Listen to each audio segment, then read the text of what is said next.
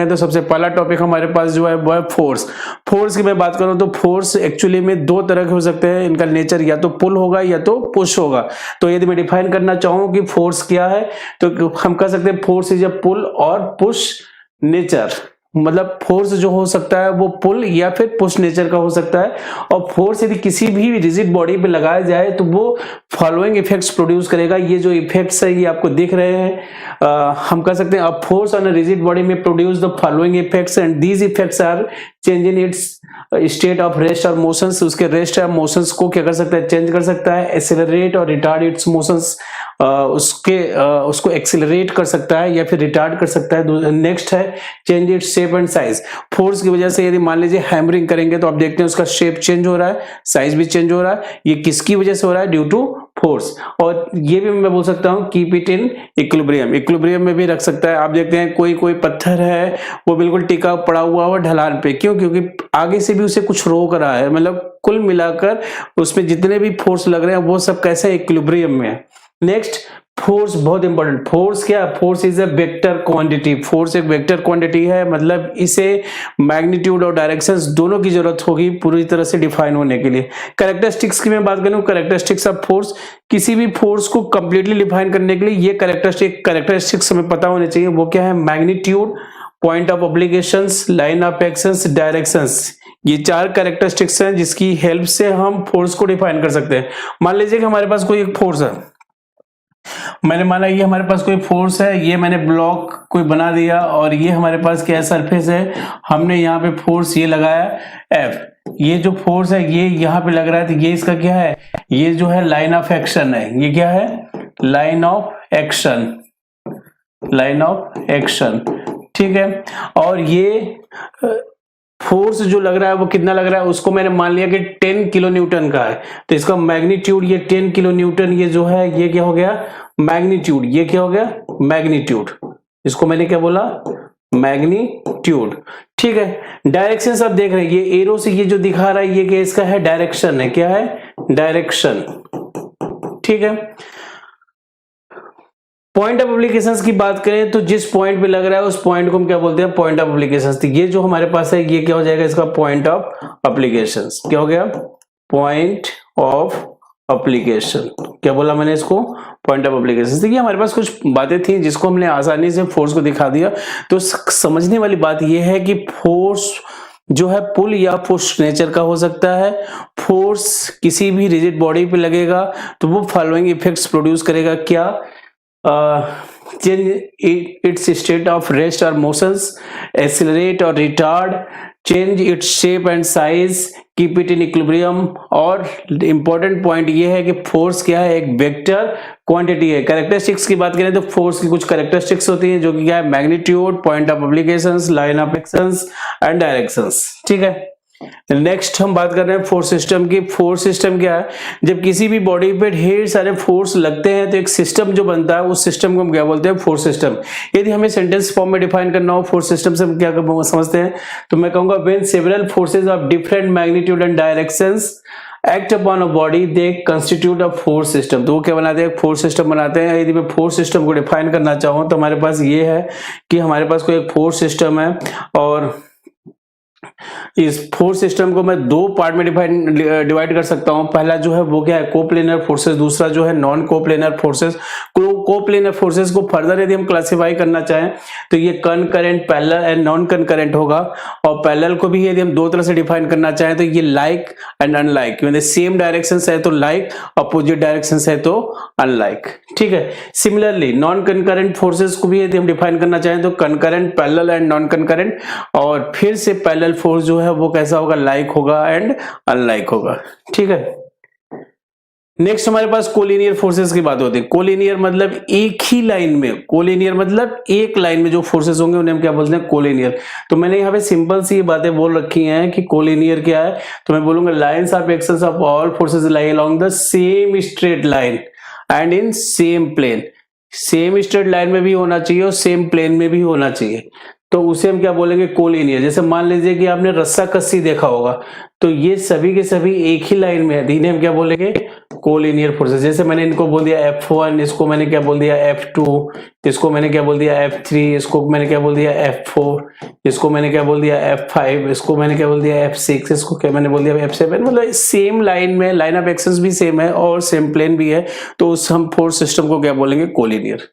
ठीक है, नेक्स्ट है कोप्लेनर पैरेलल फोर्सेस। मतलब लाइन ऑफ एक्शंस जो होने चाहिए ऑल फोर्सेस के वो parallel to each other and lie on a single plane.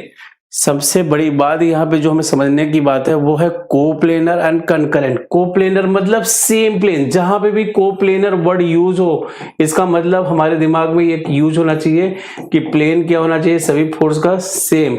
और जहां पे भी कंकरेंट यूज हो तो मतलब एट अ सेम पॉइंट, किसी एक पॉइंट पे सभी लगने चाहिए। ये दो बात क्लियर हो जाए ना तो पूरा का पूरा फोर्स सिस्टम क्लियर हो जाता है। ठीक है, तो कोप्लेनर पैरेलल फोर्स की बात करें तो मैंने बोला the line of actions of all forces are parallel to each other and lie on a single plane. इसका एग्जांपल क्या है कि हमारा जो बीम होता है उस पर जितने भी वर्टिकल लोड लगे हैं सभी क्या लग रहे हैं, सेम प्लेन पे लग रहे हैं और वो क्या है, पैरेलल भी है। तो मैंने ये बीम का डायग्राम बना दिया। तो ये हमने क्या किया, रिएक्शंस बना दिए दो, ये R1 और R2, और इस पे मैंने क्या ढेर सारे लोड दिखा दिए जो कि पॉइंट लोड है। और एक ये मैंने हो गया W1 और ये हमारे पास क्या हो गया W2, ये हमारे पास क्या हो गया W3। तो ये किसको रिप्रेजेंट कर रहा है, कोप्लेनर पैरेलल फोर्सेस को। ठीक है, नेक्स्ट यदि मैं दिखाना चाहूँ कोप्लेनर कंकरेंट फोर्स, मतलब जितने भी फोर्स है लाई करेंगे सेम प्लेन में लेकिन डिफरेंट डायरेक्शंस के साथ साथ इनका जो लाइन ऑफ एक्शंस होगा ना वो एक पॉइंट पे भी मिलना चाहिए। किस पे मिलना चाहिए, एक सिंगल पॉइंट पे। तो हम उसे क्या बोलेंगे, कोप्लेनर कंकरेंट। यहाँ पे एक पॉइंट पे मिल नहीं रहे थे, डिफरेंट पैरेलल थे ये, लेकिन अब ये कंकरेंट मतलब सेम पॉइंट पे मिलेंगे भी। क्या हो रहे हैं, सेम पॉइंट पे मिलेगा भी, एट अ सेम पॉइंट। ठीक है, और जिस पॉइंट पे मिलते हैं ना उसे हम बोलते हैं point of concurrency of the system. जिस पॉइंट पर सभी फोर्स मिलेंगे उसे हम क्या बोलेंगे, पॉइंट ऑफ कंकरेंसी। ठीक है, नेक्स्ट हमारे पास है coplanar non concurrent forces.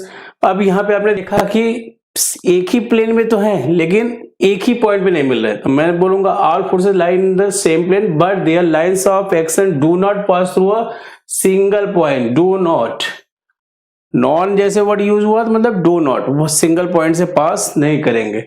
Non coplanar concurrent force मतलब do not lie in the same plane ना, जैसे नॉन वर्ड यूज हुआ इसका मतलब नॉट मतलब सेम प्लेन में नहीं है लेकिन पास थ्रू है सिंगल पॉइंट। क्यों, क्योंकि कंकरेंट बोल दिया, कंकरेंट मतलब एक सिंगल पॉइंट से सब पास करेंगे।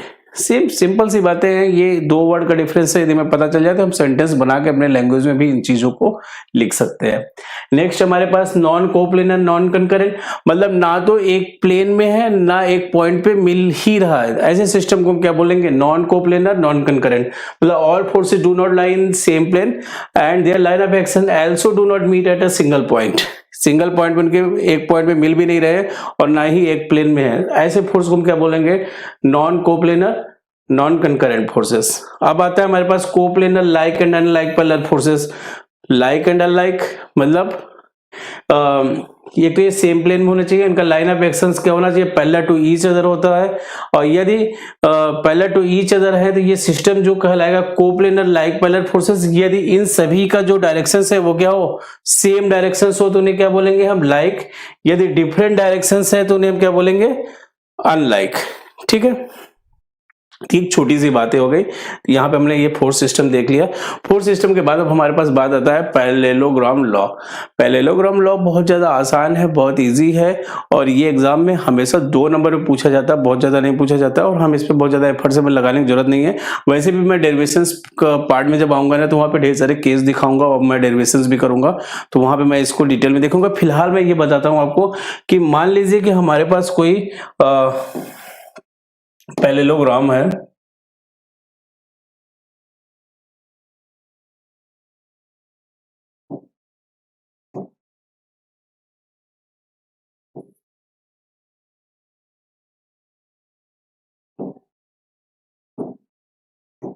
ये देख, ये मान लीजिए कि हमारे पास ये कोई पैरेललोग्राम है और ये हमारे पास P है, ये हमारे पास P है, दूसरा ये क्या है, Q है और ये एंगल थीटा है।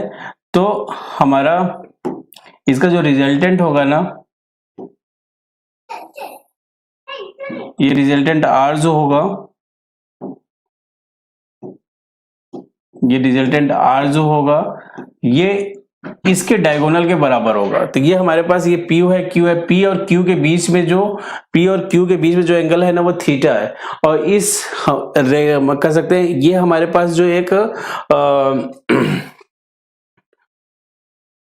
ये पैरेललोग्राम के, यदि इसका स्टेटमेंट की मैं बात करूं तो सिंपल सा स्टेटमेंट देखिएगा कि पैरेललोग्राम लॉ कहता है कि it states that if two concurrent forces acting simultaneously on a body can be represented in magnitude and directions by the two sides of parallelogram law. Parallelogram का दो side है, एक P है, Q है, उससे हम फोर्स को represent कर रहे हैं। तो इनका जो रिजल्टेंट होगा, their resultant be represented in the magnitude and directions by the diagonal of the parallelogram law. तो इसका जो रिजल्टेंट है R, इसके डायगोनल के बराबर है। ठीक है, अब यहाँ पे यदि मैं R की बात करूं तो ये जो R होगा ना, ये R हो जाएगा √P square plus Q square plus 2PQ cos theta. ठीक है, तो ये R की वैल्यू है। ठीक है, अब यदि थीटा 90 हो जाए, थीटा क्या हो जाए, थीटा 90 हो जाए, थीटा 90 हो जाए तो R इक्वल टू जो होता है वो हो जाएगा √P square plus Q square. ठीक है, ये सिंपल सी हमारे पास बातें हैं पैरेललोग्राम लॉ में। सिर्फ इतना ही आपको जानने की जरूरत है। ठीक है, सिर्फ इतना ही जानने की जरूरत है और उसके बाद बाकी डिटेल में ये थीटा हम चेंज करते जा सकते हैं, क्योंकि ऐसा मैंने क्यों बनाया, क्योंकि मैक्सिमम केस में R equal to √P square plus Q square use होता है, हमें ये नहीं पता होता कैसे यूज कर रहे हैं, तो वो मैंने आपको बता दिया। तो सिंपल सा स्टेटमेंट हमें याद होना चाहिए। स्टेटमेंट क्या है कि पैरेललोग्राम लॉ कहता है कि मान लीजिए कि हमारे पास दो कंकरेंट फोर्स है जो कि पैरेललोग्राम के साइड से रिप्रेजेंट हो रहे हैं मैग्नीट्यूड और डायरेक्शंस के टर्म में, तो उसका जो रिजल्टेंट होगा ना उस पैरेललोग्राम के डायगोनल के बराबर होगा in terms of magnitude and directions. मतलब जो उसका मैग्नीट्यूड होगा, जो इसका डायरेक्शंस होगा, वही रिजल्टेंट होगा। ये किसने बोला, पैरेललोग्राम लॉ ने बोला। बहुत ज्यादा आसान है और आसानी से हमने इसको देख लिया। नेक्स्ट हमारे पास है principle of transmissibility. Principle of transmissibility बहुत अच्छा और बहुत इंपॉर्टेंट लॉ है। यहां पे यदि मैं बातें करूं ना तो मैं कहूंगा कि ये देखो, मान लीजिए कि हमारे पास कोई, हम पतंग उड़ा रहे थे या फिर कोई सिस्टम था, मान लीजिए कि हमने जो ये हमारे पास क्या हो गया, लाइन ऑफ एक्शन। क्या हो गया, ये line of action, line of action.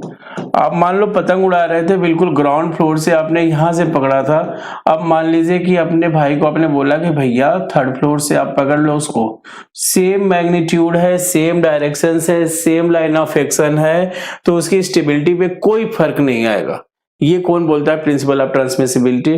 तो इसने कहा it states that the point of application of a force may be shifted to any other point, shift किया जा सकता है along the line of action of the force without changing its direction, the body will remain in equilibrium state। Body equilibrium state में बना रहेगा यदि आप same magnitude के फोर्स को सेम लाइन ऑफ एक्शन पे किसी और पॉइंट पे शिफ्ट कर दें। तो ये कौन बोलता है, प्रिंसिपल ऑफ ट्रांसमिसिबिलिटी। और ये एकेटीयू का बहुत ज्यादा फेवरेट क्वेश्चन है जो कि 2 नंबर में हर बार पूछ ही लिया जाता है और इतनी सी बात है। ठीक है, और इसका सबसे अच्छा एग्जांपल मैंने आपको बताया, पतंग जो उड़ाते हैं, किसी को उड़ाना नहीं आता है तो वो जाके हमें पकड़ तो लेता है, उसे डिस्टर्ब नहीं करता, सिर्फ जैसा फोर्स वहां पे आप लगा रहते हैं, कितना फोर्स लगा रहते हैं पतंग उड़ ना जाए, फर्स्ट फ्लोर से भी उतना ही लगा रहे थे, थर्ड फ्लोर से भी उतना लगाओगे, सेम लाइन ऑफ एक्शन से विदाउट डिस्टर्ब किए तो वो इक्विलिब्रियम में बना रहेगा। इतना सा बात आपको दिमाग में रखना है। ठीक है, नेक्स्ट हमारे पास है मोमेंट। मोमेंट की बात करें, मोमेंट क्या है, तो हम कहेंगे moment of force acting on a rigid body about a point in the body is the product of magnitude of force and the perpendicular distance from the line of action. Moment हमेशा, जैसे मान लीजिए कि हमारे पास ये कोई force F लग रहा है, तो ये इसका क्या हो गया, लाइन ऑफ एक्शन। क्या हो गया, ये लाइन ऑफ एक्शन। ये हमारे पास कोई पॉइंट हो गया, इस पॉइंट को मैंने O बोला, तो यहां से ये जो परपेंडिकुलर डिस्टेंस है ना, इस डिस्टेंस को मैंने क्या बोल दिया, x। तो ये जो मोमेंट होगा ना, तो मोमेंट m इक्वल टू जो होगा वो क्या हो जाएगा, f इंटू x।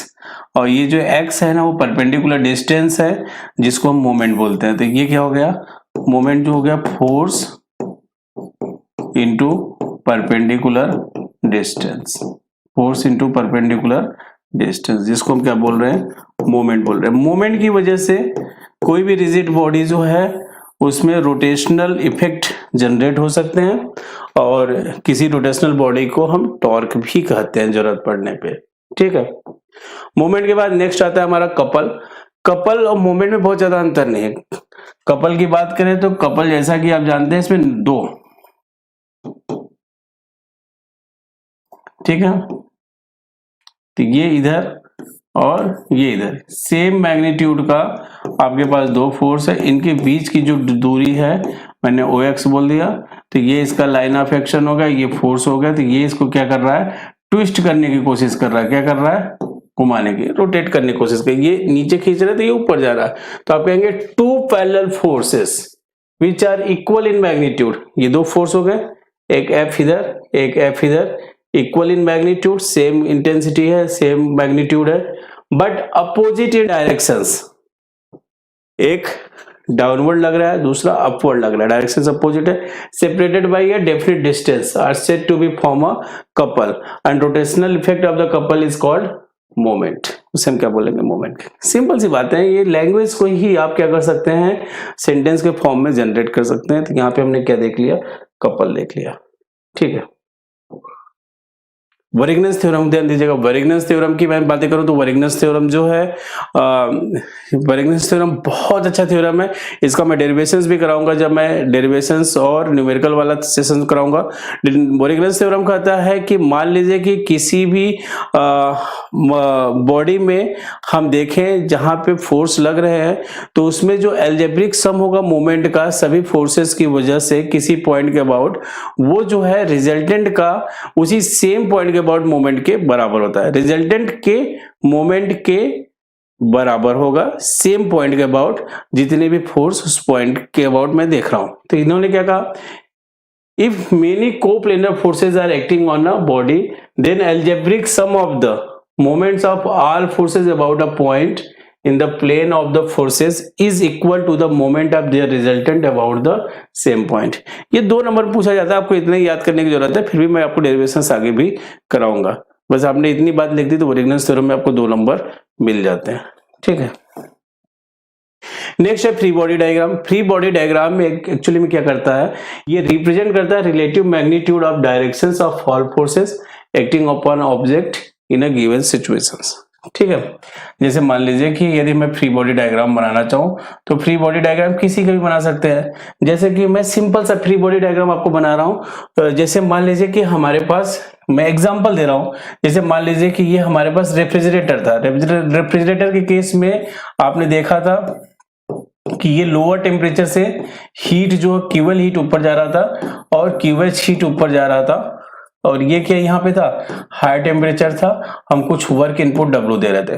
तो मैं आपको क्लास में यही बोलता था, यदि मैं इसका FBD बनाना चाहूँ रेफ्रिजरेटर का, तो उसमें मैं सभी फोर्स को दिखाऊं, ये मतलब एक टर्म दिखाऊं तो QL इधर जा रहा है, W इधर जा रहा है और QH इधर जा रहा है, तो उसी को क्या बोलते हैं, फ्री बॉडी डायग्राम। तो ये तो वहां पे हो गया। अब मान लीजिए कि यहाँ पे हमें दिखाना हो ना किसी मान लीजिए कि ये हमारे पास कोई एक ब्लॉक हो गया और इस ब्लॉक में क्या कर रहे हैं हम, ये फोर्स F लगा रहे हैं, तो इसकी वजह से हमारा क्या लग रहा है, फ्रिक्शनल फोर्स लग रहा है F इधर, और इसका जो रिएक्शंस है अपवर्ड लग रहा है और वेट W जो है वो डाउनवर्ड लग रहा है। तो इस बॉडी का यदि मैं फ्री बॉडी डायग्राम बनाऊं तो कुछ इस तरह से, तो मैंने क्या कर दिया, F इधर लग रहा है और सॉरी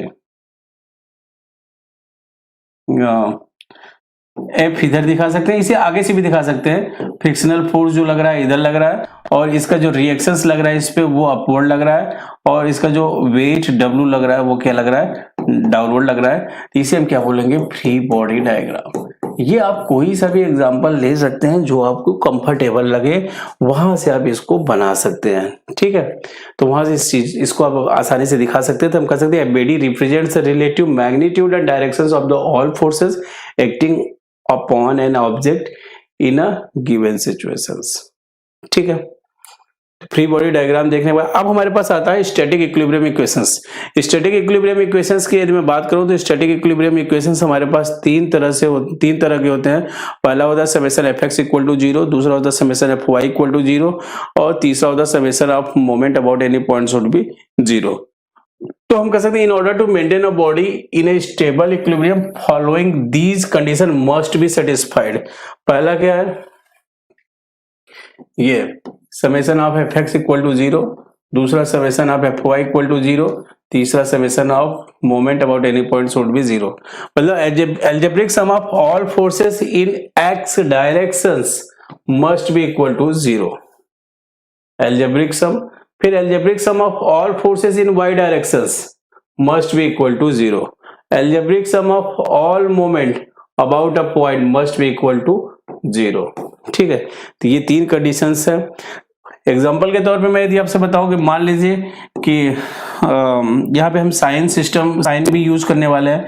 तो साइन जो होता है कोऑर्डिनेट सिस्टम, इधर यदि लगेगा जो फोर्स उसे प्लस हम लेंगे, हॉरिजॉन्टल फोर्स को जैसे हम प्लस एक्स इधर लेते हैं, इधर क्या लेंगे माइनस एक्स, इधर क्या हम लेंगे प्लस वाई, इधर क्या लेंगे हम माइनस वाई। इनके साइन के साथ सभी को जोड़ेंगे और इक्वल टू क्या रख देते हैं हम 0 रख देते हैं। मोमेंट की बात करें तो मोमेंट जो है क्लॉकवाइज मोमेंट को हम क्या ले लेते हैं, क्लॉकवाइज मोमेंट को हम क्या ले लेते हैं, क्लॉकवाइज जो मोमेंट होता है उसको हम ले लेते हैं पॉजिटिव, उसको क्या लेते हैं हम पॉजिटिव। और एंटी क्लॉकवाइज या फिर काउंटर क्लॉकवाइज की बात करें तो उसे हम क्या ले लेते हैं नेगेटिव। एंटी क्लॉकवाइज को हम क्या ले लेते हैं नेगेटिव। तो ये हमारे पास कुछ सिस्टम है जिसे हम क्या करते हैं कि ये तो मोमेंट के लिए हो गया, ये मोमेंट क्या है पॉजिटिव, ये मोमेंट क्या है नेगेटिव। ये फोर्स हॉरिजॉन्टल और वर्टिकल फोर्स है, इधर हॉरिजॉन्टल फोर्स पॉजिटिव है, इधर हॉरिजॉन्टल फोर्स नेगेटिव है, अपवर्ड वर्टिकल फोर्स पॉजिटिव है, डाउनवर्ड नेगेटिव है। ठीक है, तो ये सिंपल सा साइन सिस्टम के साथ हम इस स्टैटिक इक्विलिब्रियम इक्वेशंस को अप्लाई करते हैं और इसका रिजल्ट देखते हैं। अब आता है resolutions of force. Resolutions of force तो वैसे बहुत आसान है, फिर भी कुछ स्टूडेंट को दिक्कत होती है कि मान लीजिए कि हमारे पास कोई ये फोर्स था, मैंने फोर्स एफ लिया और ये एंगल थीटा था, तो इसे हम दो कंपोनेंट में हम इसे रिजॉल्व कर सकते हैं। इसका यदि मैं हॉरिजॉन्टल कंपोनेंट लूँ ना ये, तो इसे मैं क्या बोलूंगा एफ कॉस थीटा, और वर्टिकल कंपोनेंट को मैं क्या बोल सकता हूं एफ साइन थीटा। क्या बोल सकता हूं एफ साइन थीटा। ठीक है, यदि एंगल कुछ इस तरह से दिया है तो यदि मान लीजिए कि हमारे पास क्वेश्चंस में कुछ इस तरह से दिया हो, एक क्वेश्चन हमारे पास तो उसमें मैंने फोर्स रिजॉल्व करना और ये एंगल दिया हो, ये एंगल क्या है थीटा, ये एफ। तो अब हम जब रिजॉल्व करेंगे ना, तो रिजॉल्व करेंगे तो ये जो कंपोनेंट होगा ना इसे हम बोलेंगे एफ कॉस थीटा। क्या बोलेंगे एफ कॉस थीटा। और ये जो कंपोनेंट है ना, इस कंपोनेंट को हम बोलेंगे, इस कंपोनेंट को बोलेंगे एफ साइन थीटा। ठीक है, मतलब जो कंपोनेंट बिल्कुल पास में होता है, इसके पास में ये था, इसके पास में था, तो मतलब ये जो बेस का कंपोनेंट होता है उसे हम कॉस का कंपोनेंट बोल देते हैं। मतलब ये कॉस का बन जाएगा, इधर ये कॉस में बन जाएगा।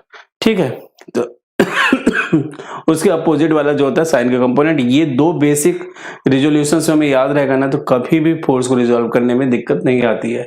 मैं तो फोर्स जब रिजॉल्व करता हूं तो इस वर्टिकल और हॉरिजॉन्टल एक्सिस की बजाय मैं तो कुछ इस तरह से करता हूं। अब इसी फोर्स को मुझे रिजॉल्व करना है तो मैं ऐसे रिजॉल्व करता हूं, मैं इस एंगल को थीटा मान लेता हूं और मैं इसको क्या बोलता हूं एफ कॉस थीटा, और इसको मैं क्या बोल देता हूं एफ साइन थीटा।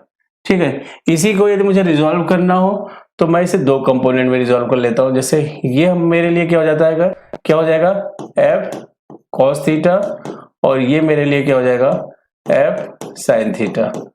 ठीक है, तो इस केस में ये एंगल क्या है थीटा। तो ये